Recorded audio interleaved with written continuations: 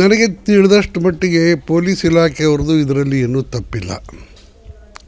ಯಾಕೆ ಅಂದರೆ ಮೊಟ್ಟ ಮೊದಲು ಅವರು ಪರ್ಮಿಷನ್ ಕೊಟ್ಟಿಲ್ಲ. ಮುಂದೆ ಈ RCB ಅವರು ಕೊಟ್ಟಿರ್ತಕ್ಕಂಥ ಬೆಳಗ್ಗೆ 7:15 ಗಂಟೆಗೆ 4ನೇ ತಾರೀಕೇನು ಪ್ರಚಾರ ಮಾಡಿದರು, ಈ ರೀತಿ ಒಂದು ವಿಧಾನಸೌಧದ ಮುಂದೆ ಮೆರವಣಿಗೆ ಇದೆ, ಸನ್ಮಾನ ಇದೆ ಮತ್ತು ಸ್ಟೇಡಿಯಂನಲ್ಲಿ ಸನ್ಮಾನ ಇದೆ ಅಂತ ಬೆಳಗ್ಗೆ 7:15ಕ್ಕೆ ಸಾಮಾಜಿಕ ಜಾಲತಾಣದಲ್ಲಿ ಎಲೆಕ್ಟ್ರಾನಿಕ್ ಮೀಡಿಯಾದಲ್ಲಿ ಪ್ರಚಾರ ಮಾಡಿದರು. ಎಲ್ಲ RCB ಅಭಿಮಾನಿಗಳಿಗೆ ಸ್ವಲ್ಪ ಭಾಳ ಸಂತೋಷ ಆಗಿತ್ತು. ಎಲ್ಲರೂ ತಮ್ಮ ಈ RCB ಆಟಗಾರರನ್ನು ನೋಡಬೇಕು ಮತ್ತು ಅವರ ಗೌರವ ಸಮರ್ಪಣೆ ಕಾರ್ಯಕ್ರಮದಲ್ಲಿ ಭಾಗವಹಿಸಬೇಕು ಅಂತಕ್ಕಂಥ ಉತ್ಸಾಹ ಎಲ್ಲರಲ್ಲಿಯೂ ಇತ್ತು. ಪೊಲೀಸರು ಕೆಲವು ಕಾರಣಗಳಿಂದ ಅವರಿಗೆ ಟೈಮ್ ಬೇಕಾಗಿತ್ತು. ಯಾಕಂದರೆ 4ನೇ ತಾರೀಕು ಬೆಳಗಿನವರೆಗೆ ಅವರು ಬಂದೋಬಸ್ತ್ ಮಾಡಿ ಈ ಸಂಭ್ರಮಾಚರಣೆಯ ಜನಜಂಗುಳಿಯನ್ನು ನಿಯಂತ್ರಣ ಮಾಡಲಿಕ್ಕೆ ಪ್ರಯತ್ನ ಮಾಡಿದರು.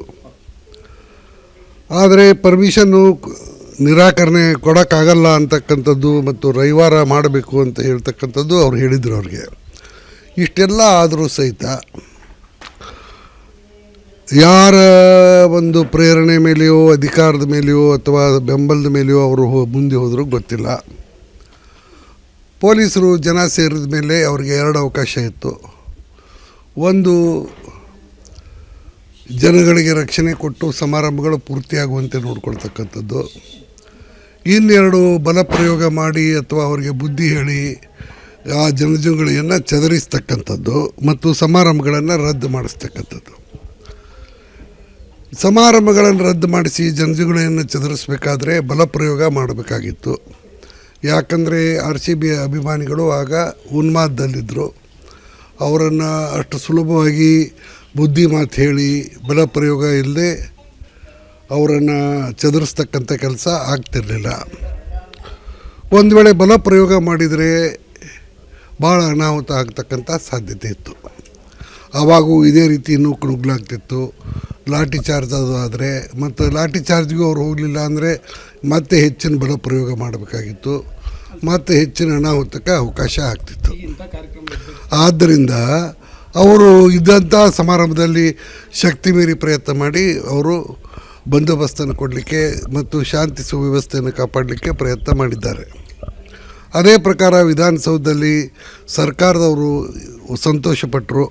ನಮ್ಮ ರಾಜ್ಯದ ಒಂದು RCB ಟೀಮು ಬಹುಮಾನಿತವಾಗಿದೆ, ಜಯ ಗಳಿಸಿದ್ದಾರೆ, ಜನರ ಸಂಭ್ರಮದಲ್ಲಿ ಅವರು ಭಾಗವಾಗಬೇಕು ಅಂತಕ್ಕಂಥ ಒಂದು ಸದುದ್ದೇಶದಿಂದ ಅವರು ಒಂದು ಸನ್ಮಾನವನ್ನು ವಿಧಾನಸಭೆಯ ಮೆಟ್ಟಿಲುಗಳ ಮೇಲೆ ಏರ್ಪಡಿಸಿದರು. ಅಲ್ಲಿಯೂ ಸುಮಾರು 1 ಲಕ್ಷಕ್ಕಿಂತ ಹೆಚ್ಚು ಜನ ಸೇರಿದರು. ಅಲ್ಲಿ ಪೊಲೀಸರು ಎಲ್ಲ ವ್ಯವಸ್ಥೆ ಮಾಡಿದರು.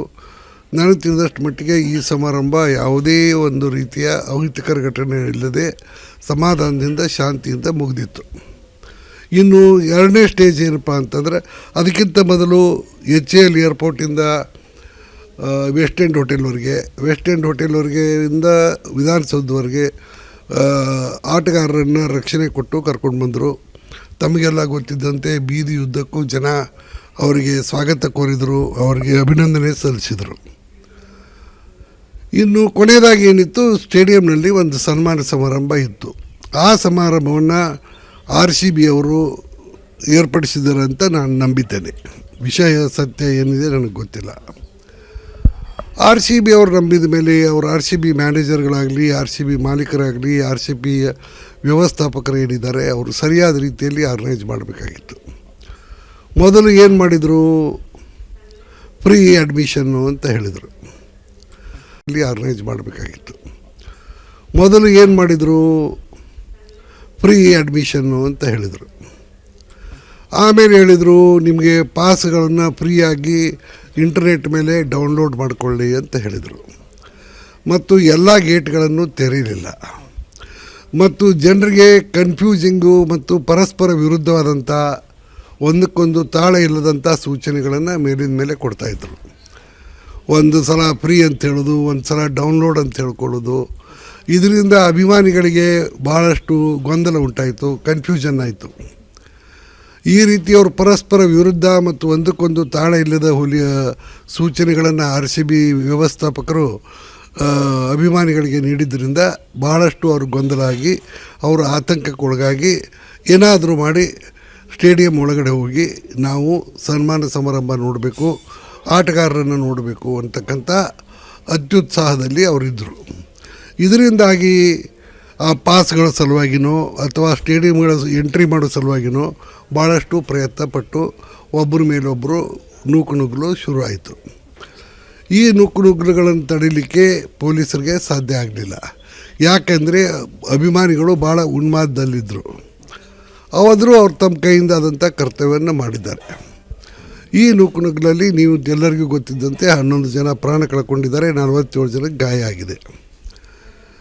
ಈ ನೂಕುನುಗ್ಗಲಿಗೆ ಮುಖ್ಯವಾದಂಥ ಒಂದು ಕಾರಣ ಅಂದರೆ RCB ಅವರು ಯಾರು ಸನ್ಮಾನ ಸಮಾರಂಭವನ್ನು ಏರ್ಪಡಿಸಿದ್ರು ಅವರು ಸರಿಯಾದ ರೀತಿಯಲ್ಲಿ ಅಭಿಮಾನಿಗಳಿಗೆ ಪ್ರವೇಶ ಅವಕಾಶ ಕಲ್ಪಿಸದೇ ಇರೋದು.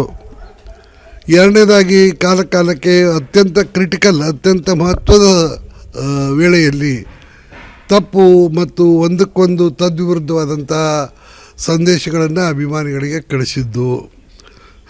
ಎರಡನೇದಾಗಿ ತಾರತಮ್ಯ, ಕೆಲವು ಗೇಟ್ಗಳನ್ನು ಓಪನ್ ಮಾಡಿ ಕೆಲವು ಗೇಟ್ಗಳನ್ನು ಓಪನ್ ಮಾಡದೇ ಇರೋದು. ಇವುಗಳಿಂದ ಅನಾಹುತ ಆಗಿದೆ. ಈಗ ಸರ್ಕಾರ ಇಂಥ ಕಾರ್ಯಕ್ರಮಗಳಿದ್ದಾಗ ಪೊಲೀಸ್ ಇಲಾಖೆಗೆ ಮಾಹಿತಿ ಕೊಟ್ಟಾಗ ಎಷ್ಟು ದಿನ ಬೇಕಾಗುತ್ತೆ ಸರ್? ಅಂದರೆ ಆಯೋಜನೆ ಸಾಮಾನ್ಯವಾಗಿ ಒಂದು 3-4 ದಿವಸ ಬೇಕು. ಅದೇ ಪ್ರಕಾರ ಪೊಲೀಸ್ ಅಧಿಕಾರಿಗಳು ಹೇಳಿದ್ರಂತೆ ರವಿವಾರ ಮಾಡಿಸಿ ನಾವು ವ್ಯವಸ್ಥೆ ಮಾಡಿಕೊಡ್ತೀವಿ ಅಂತ ಹೇಳಿದರು. ಆದರೆ ಅವರು RCB ಅವರು ಕೇಳಿಲ್ಲ.